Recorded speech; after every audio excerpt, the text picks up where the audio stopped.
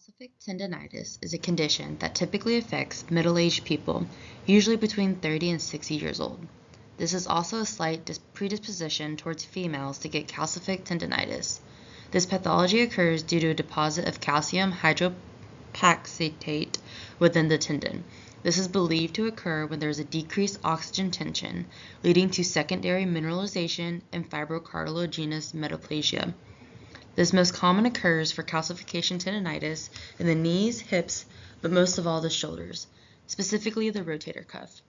Within the rotator cuff, calcification is 80% likely to occur in the supraspinatus, 15% in the infraspinatus, 5% in the subcapularis, but also still happen within the pericardicular soft tissue along the tendons, ligaments, capsules, and bursa.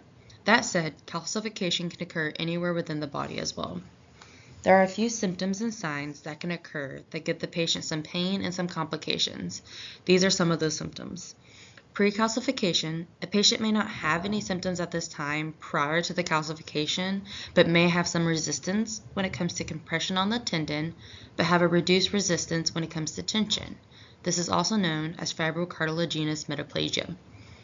Formative or calcific symptoms at this stage can vary from non-symptomatic to some having pain with movements of those joints. Respirative. This stage tends to be the most symptomatic. Most patients will experience pain when using those joints due to calcium hydroxyapatite into the tendon and adjacent tissues. Pain typically can last anywhere from a few days to 2 weeks or longer. Lastly, post-calcific.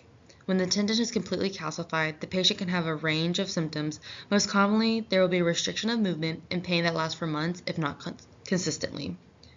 For imaging, diagnostic imaging can be used to visualize the calcific deposits. These images do not give much further details outside of the area of the calcification it is located in. Ultrasounds may be used to help locate this calcific as well.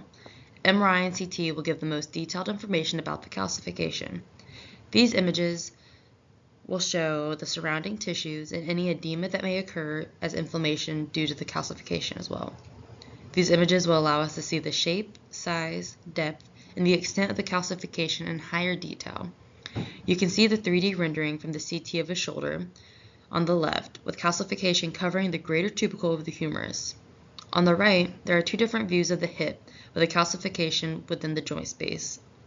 The treatment can vary from taking oral anti-inflammatories or allergenics to help with the pain. If pain does not subside then the next step is steroid shots and subchromial local anesthetic shots. Then typically, if there is no improvement, surgery is the final option, also called arthroscopy. There's typical minimal risk with these procedures, and most patients can make a full recovery, but some may have a limited range of motion on those joints depending on their healing process.